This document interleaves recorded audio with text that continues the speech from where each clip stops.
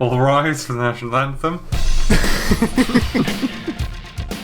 Alright, ladies and gentlemen, welcome to the No Strings PRD channel. I'm Stefan and I'm joined by Michael. Hello. And Daniel. Hi. I'm still risen for the national anthem, by the way.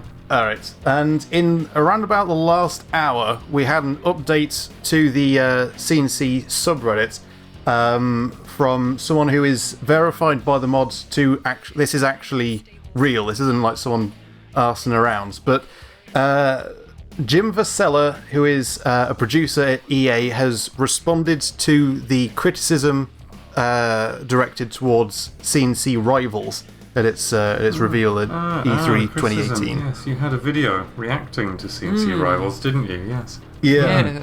There was a whole debacle about Rivals. It was not what anyone wanted. It was horrendous, and it quite rightfully got panned by the fans.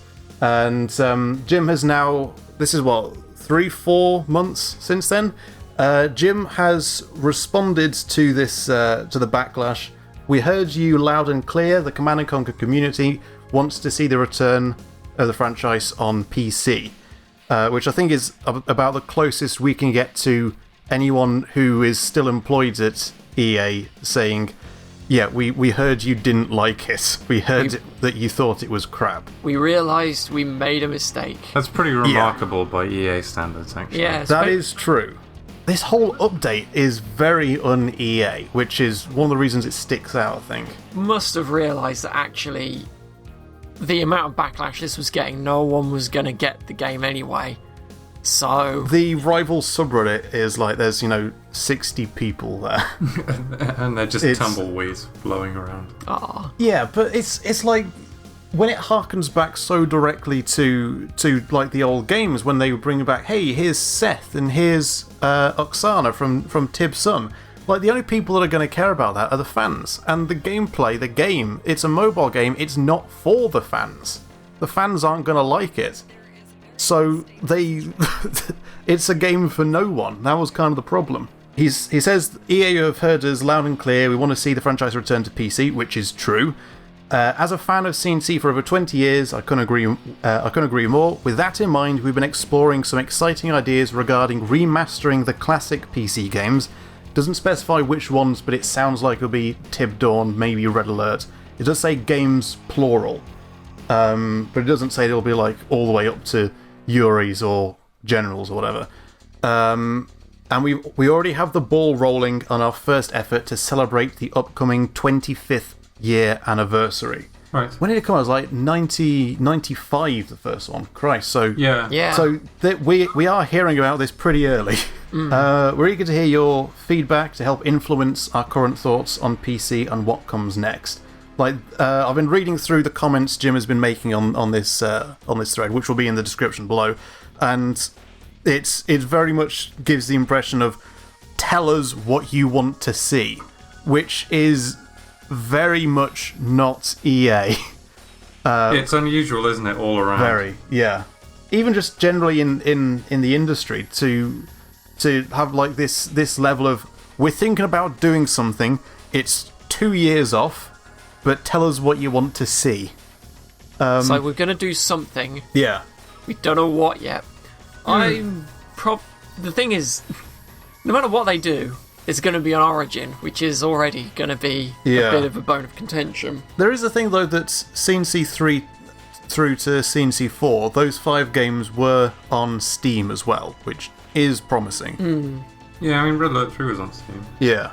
You can say, okay, we want feedback, but at this point, do we know that it's going to actually do anything? Because at this point, EA have dug themselves a big tunnel. Yeah, but we're into uncharted territory here, aren't we, when they're asking for feedback? We don't know what it's going to produce. Yeah, there is no precedent here. I think the general wise strategy here is hope for the best, expect the worst. Yes. You are Get something in between, more than likely. You are dealing with EA here. I mean, I don't know. I feel like a remaster of the original games would probably be better than actually trying to extend the stories, because I think in either of the main sort of 2 franchises, Red Alert or the Tiberium universe, both of them have got to the point where the story is just pretty ridiculous, and there's no coming back from it. Yeah. Like, when there was just ridiculous amounts of time travel in Red Alert 3.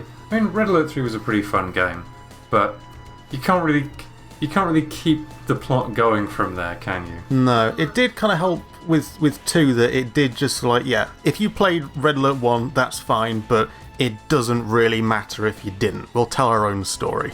Which one's the one where you go and kill Einstein, or someone goes and kills Einstein right at the start? Red Alert 3 starts with Tim Curry going back in time and killing Einstein. So it was kind of a reboot as well, but it does get ridiculously out there. Like the first Red Alert was, you had your Tesla tanks and your Chrono tanks, but it was still very much grounded in reality. You saw a tank, it's a tank, you know what it does. Yeah, and I mean with the Tiberium universe as well, where the whole world's been taken over by Tiberium. There's mutants, there's aliens showing up. Yeah. I mean, I don't know where you take a story from there, honestly. Especially after where C&C 4 left off. Like, if they were to continue it... They made a C&C 4? Yeah, excuse me. I didn't know. But yeah, that would have to be either... You can't go past that. Kane is such a important thing in the Tiberium universe. The 2 most important things, Kane and Tiberium. And this fabled game just ruined both of those. Yeah, well, so you can't continue it. If they had made a C&C 4, it would have ruined them, that's for sure. Thank God they didn't.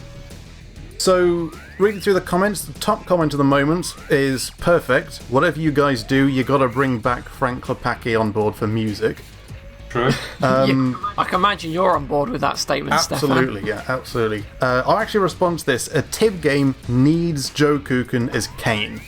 Retcon or remove the canon of this fabled 4th game if needed.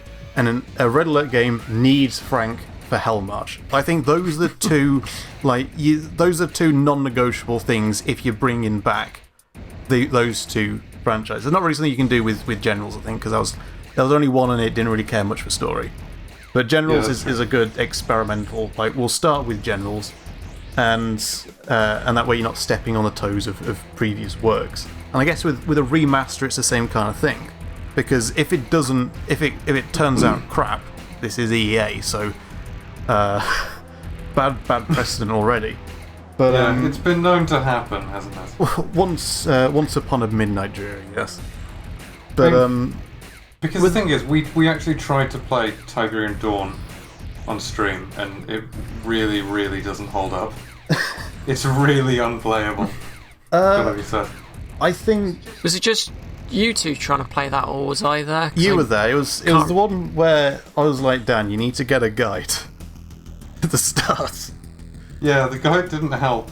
I think it was working pretty fine. It was really just it doesn't hold up that well for playing on stream, especially if you don't know what you're doing. And I hadn't played the campaign for 20 years at that point. It's just very, very slow. You can build 1 unit at a time, which is very clicking intensive.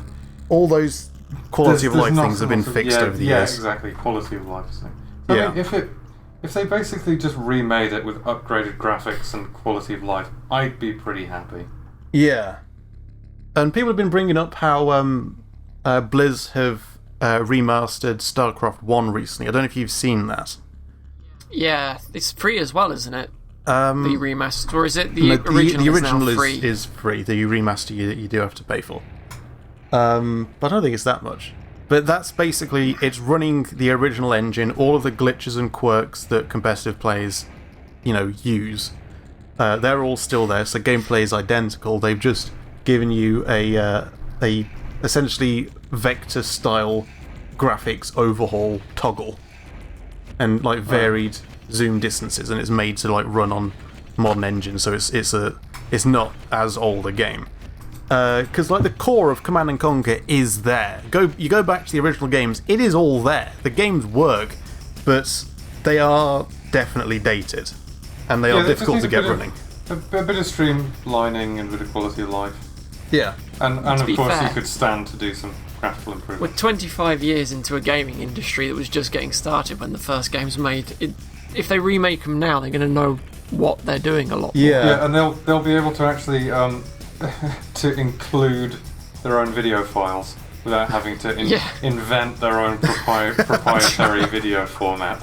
I love, Because by the way, that there wasn't enough space. the resolution they picked for the cutscenes in Tib Dawn and Red Alert, it actually upscales perfectly to 1080. Like Yeah. So they whatever could the use- resolution was, it is perfectly divisible into 1920 by 1080, so you can How get did they perfectly know? square pixels. How did they know? How did they know? So they could use the original videos and just upscale them to 1080p. Yeah, the only way I'd be happy with them re-recording the cutscenes is if every single actor is the original actor. You know, it has to hasn't be aged. Joe. You can't have Especially joking. you can't have bold CGI gay guy.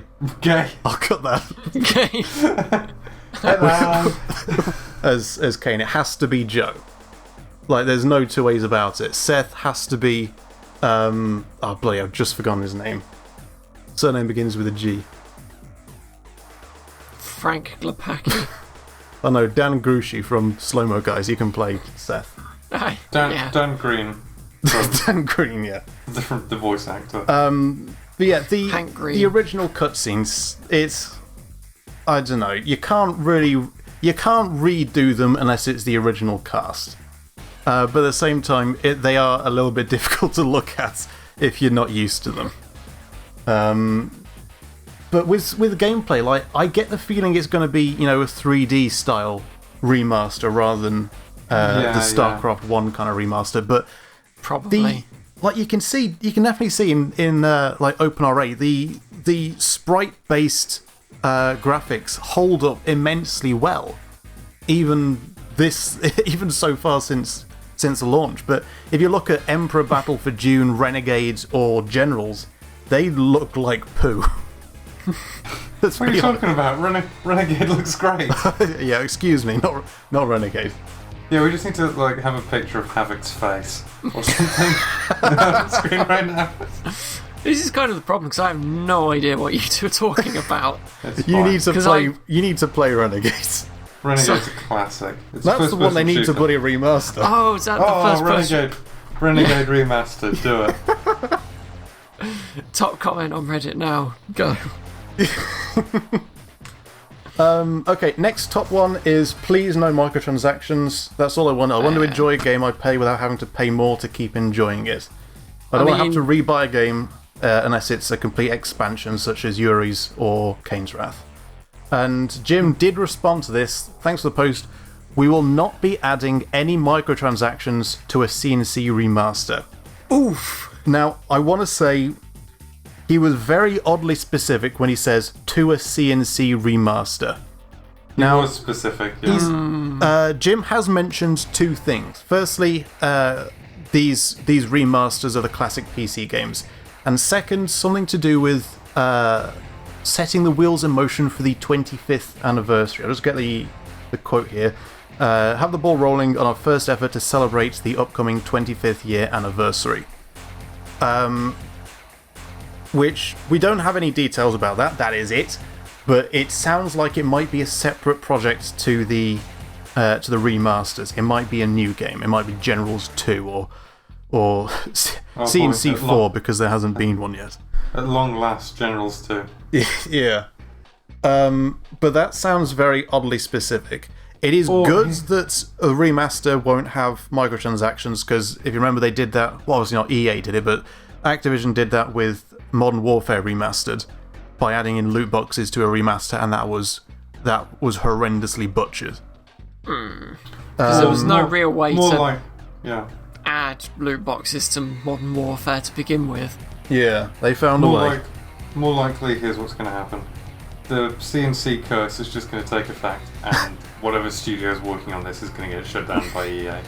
What if EA itself is working on this? EA has to shut down EA. They close themselves. It's like, right, cuff me, boys. Got me. Make them away, toys.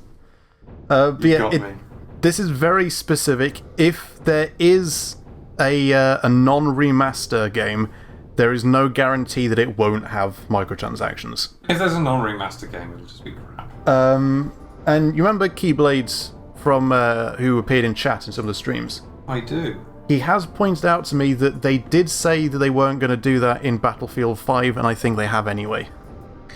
Oh. So, I think I remember what they did with Battlefield. Was it Battlefield 5? Where it's like, no, we're not going to have loot boxes. We're going to have supply drops. Oh god, was that what it was? That you have to pay money for, and then you get items from them. Yeah, those are loot boxes. Completely They're different. completely different to loot boxes, honest. I think that was what Battlefield 5 did. Right, I don't know. I think basically all I want is like OpenRA, basically. You have said this before. Because I mean, you asked me about what would the perfect C&C game have to include, and I said it would basically be OpenRA. Yeah. I mean, you know, plausibly you could have fancy graphics. Although, the thing about sprite-based graphics, as you said, is they do hold up better, you know. Yeah. Yeah, it's just, you just point at OpenRA and go do that. Just say to EA, look, these guys did this quite well, so just bear it in mind, okay? Yeah. So yeah, the quote here is, we will not be adding any microtransactions to a C&C remaster. I think with Battlefield is like, we won't add any loot boxes. So microtransactions sounds a little bit more all-encompassing, but yeah, keep that in mind. People have pointed out that StarCraft 2 does have, I don't know if it's loot boxes, but they do have microtransactions in it that people do seem reasonably happy with, because it doesn't influence gameplay, because that is a well-made competitive game. You can't do that. But it has skins, voice packs, and UI overlays that you can unlock. What are your thoughts on that? Given like C&C is a very old series, it did not have this kind of stuff before. I don't know how you'd shoehorn it in. Yeah. Like you would... I guess it depends on how they model the game, because I can imagine you having sort of different skins or uniforms, I guess, for armies. You can have like Zero Suit Tanya. Yeah. Or you can get a different skin for the commander, who you never see. That is commander, yeah. Well, you could do that anyway. Just go open up your wardrobe and change what you're wearing. You can change your own clothes. You can go to the shops, go to Burton's Menwear, buy yourself a new outfit, and wear that while playing it. There you go. Yeah. And give money to EA for some reason. Now, I don't know how I don't think they should do like skins for infantry, because you have to look closely at what it is, what the infantry is, to it's important for gameplay. You can't just keep changing it around. And that was easier. Just cannon fodder, so that you're not going to get much use out of them anyway. Yeah, I suppose, yeah. But the you've interrupted me now. I've forgotten. Ah, damn. Ah, good. Say something while I remember. I can't. I've only played OpenRA, so that's all the. Alright, so this recording has ground to a halt. Yes, it has. Well, the sprite-based infantry, you could actually, like, if you see in OpenRA, you can look at infantry and you can tell exactly what they are. That's an engineer. That's a grenadier. They are very small because they were made for DOS screens, but you can see what they are. But I definitely have a problem, especially with like C&C 3 and Red Alert 3, like telling the difference between certain infantry when they've been rendered in 3D models, because they all have the same silhouette and they all sort of blend together. Kind of have the same details, whereas like a rocket soldier in OpenRA will have obviously what is supposed to be a rocket launcher, and a medic will have a medic pack, and you'll be able to immediately see like what's what. Whereas when you get you kind of have a generic dude, except he has a rocket launcher. The rocket launcher gets lost in him.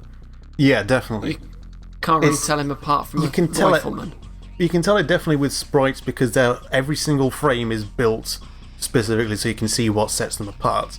They made it a bit easier with Red Alert 3 because they're a little bit bigger and they were very more cartoony, so you can tell a bit. And on the topic of Red Alert 3, I hope they don't give lots of things like special secondary abilities. Oh yeah, that was really annoying. That just, I don't know, makes it a bit too micro-intensive for me.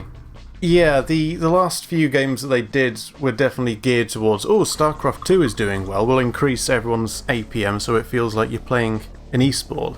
But really, when you're artificially increasing the number of options you have, it just becomes overwhelming, and it increases like the skill ceiling, but it's artificial. I don't think actually even the pros were that fond of it. No. It's just easy to forget to do something that would make your life a lot easier.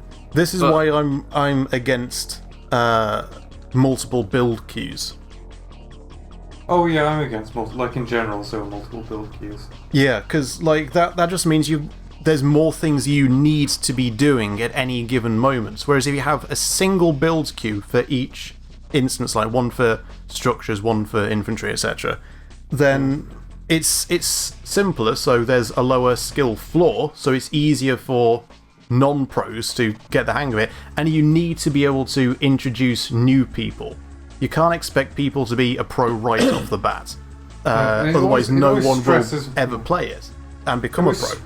It always stresses me out as well. Yeah. When I think, there's something I could be doing more than this. But I'm not fast enough. Yeah, it's like this is always my problem with it. Like, I think for me it's like Hearts of Iron. I look at the Division designer, it's like, god, it'll just stress me out knowing that I'm not going to ever have like the absolute most optimal build for this thing. Yeah. It's like if I'm not doing it perfectly, it's just like I know I could be doing this better, and that's just stressing me out. Yeah.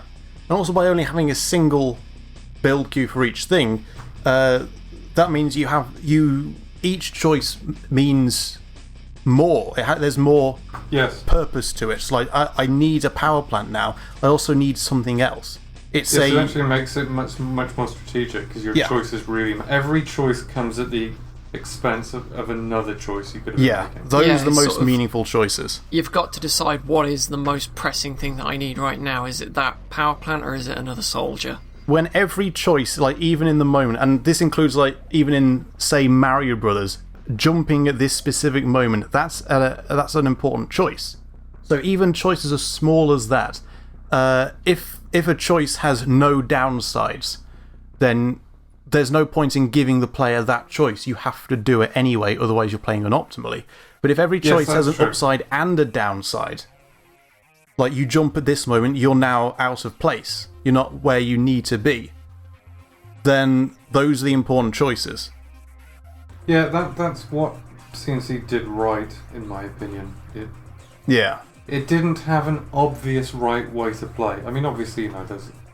the original C&C games were so unbalanced that you couldn't play them competitively because they were ridiculously skewed. Not that people even really had internet connections back in the 1990s, We had like dial-up that barely worked. And if anyone rang you on the phone, you were just booted. So it just became a case of trying to figure out your opponent's phone number the fastest. Oh man, that would be great if you had dial-up. Competitive. Yep, go for it. You just got a wingman trying to punching in random numbers, hoping for the best. The original DDoS. Just dial every number sequentially. Although you could just look people up in the phone book. Oh yeah. We had phone books in those days. Back in the primitive ages.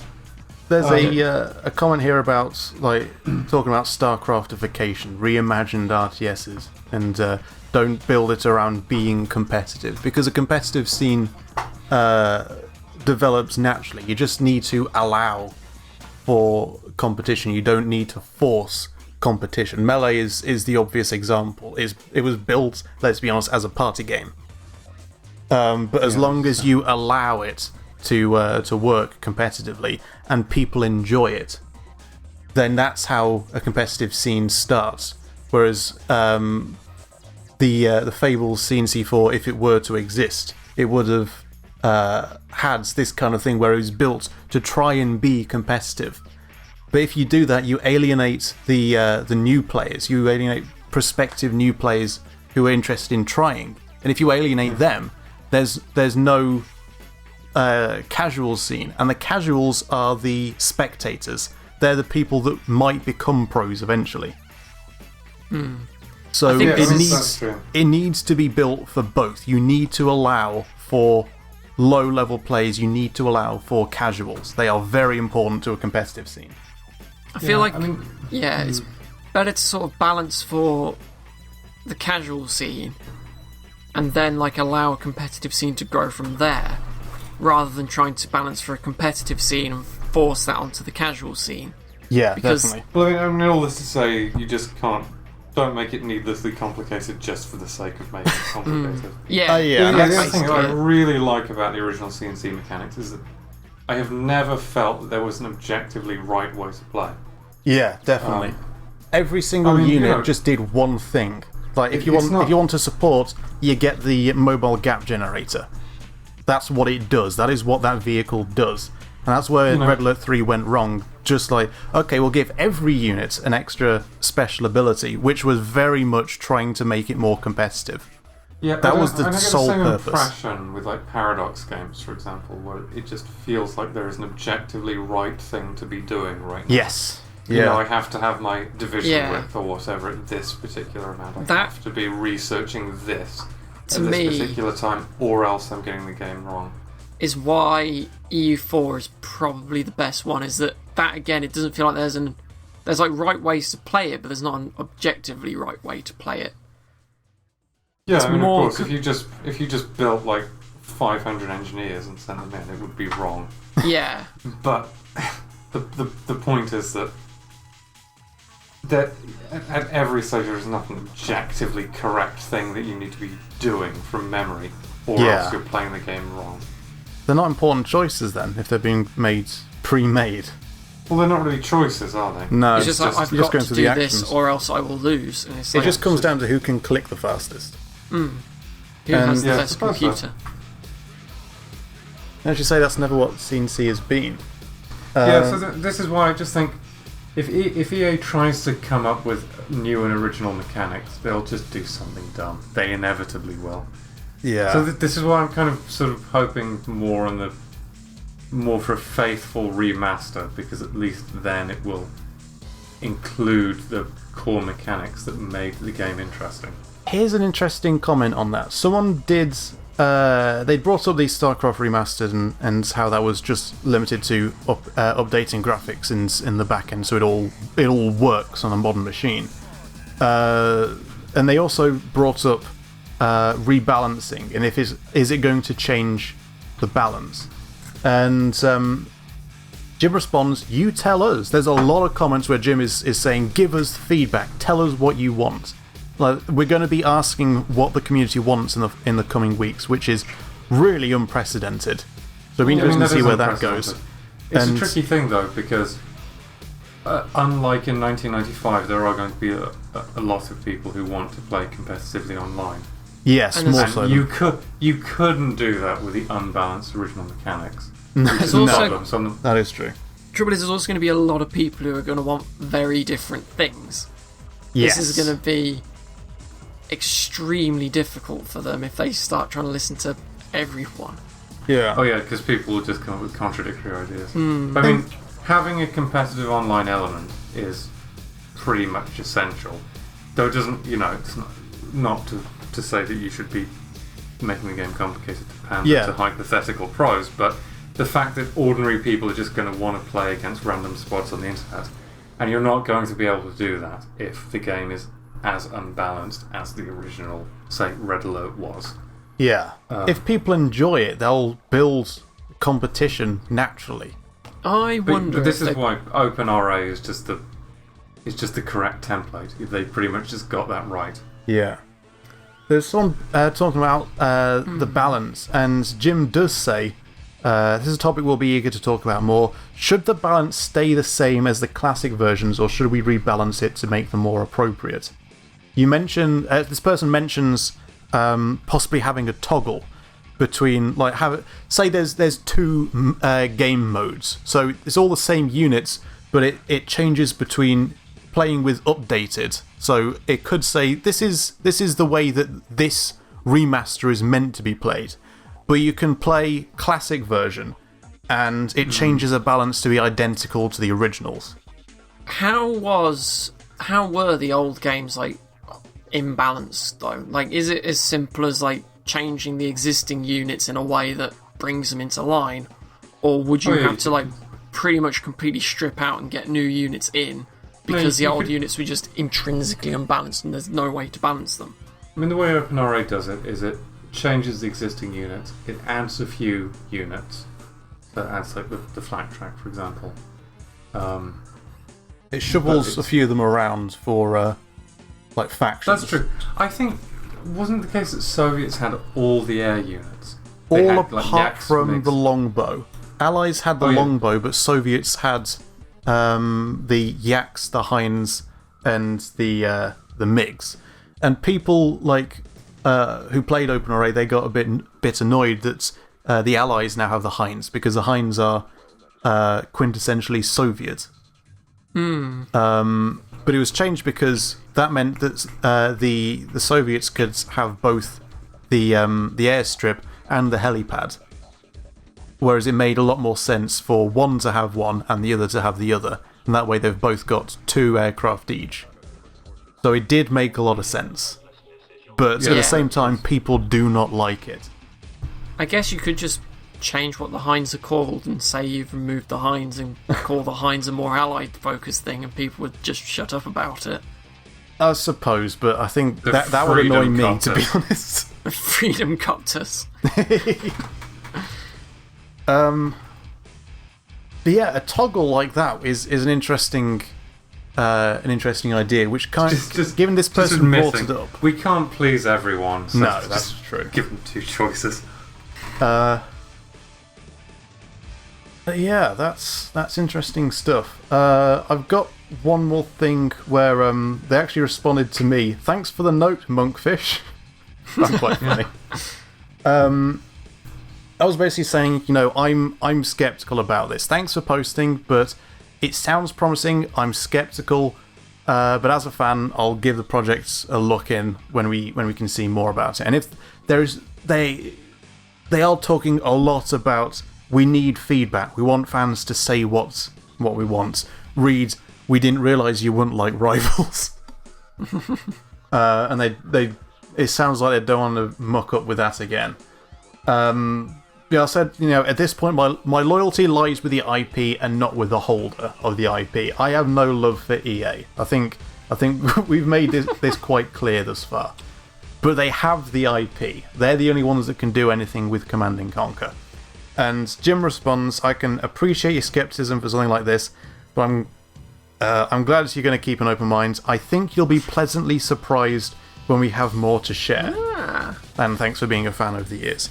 I like how he says to you, thanks for the note, Monkfish, and then there's like somebody else who's responded, and then he's like, hi, X-Man 2Y Man. Yeah. Yeah, it's clearly we're at the early stages of planning at this point. So he does say, I think you'll be pleasantly surprised. I hope I will be, but it will be a surprise. It won't be, oh, that's good. It'll be like, wait, they've done something good? And if they do something good, they get praise. Like, I'm not going to hate EA blindly if they do something good. But at this point, it is very difficult to say that I trust them. Yeah, well, EA's just done so much shady shit that... Yeah. The video detailing it will be in the description below. That's something we can all agree on. So, to wrap up, any last thoughts on the matter? No. No. Oh, okay. Well, I'll just cut there then. Alright, bye. Michael, as because you've played OpenRA and a bit of something else, I think. I've played OpenRA, Tib Dawn, and some Red Alert 3. Yeah. And that's really it. So, as pretty much a newcomer to Command & Conquer, so a remaster is very much, this is for the fans. But it also allows, because it's a bit tricky getting the original games working on modern machines, and that's a limiting factor in getting new people to play. So, what would be your thoughts on the remasters? When are they going to do it for Battlefield Middle-earth? This Jim person was actually like producer or something on Battle for Middle-earth 1 and 2. Yeah. I can go Battle for Middle-earth Remaster when? Go and abuse it. But yeah, I'd certainly give it a look in, having played some of the new ones. Alright. Oh, not the new ones, the OpenRA ones, and see sort of like where it all started. Yeah. Okay, Dan? Yes, I agree. Okay. EA is bad. EA is bad, but this seems promising good. Yes. Well, I wouldn't say promising. It's something at the very least. It's a thing. I would love to end on, well, I wouldn't say promising. It's a thing. We'll see. Yeah. We'll keep an eye on it. We'll see how it goes. I'm very cautiously, I don't know if I can say optimistic, but I'm not being completely pessimistic yet. I'm cautiously not completely pessimistic. But if they pull this off, they'll be heroes for all time. Well done, EA, if they pull it off. Time will tell. Sooner or later. Time will tell. I'm very impressed with you, Michael. That was very good. Thank you. Oh, there we go. Fantastic. Right. I think we'll end it there. Okay. Yes. I'm stopping. If you like this video, good. Perfect. I've stopped the recording. Okay. I stopped before you actually said them. So I missed your laugh.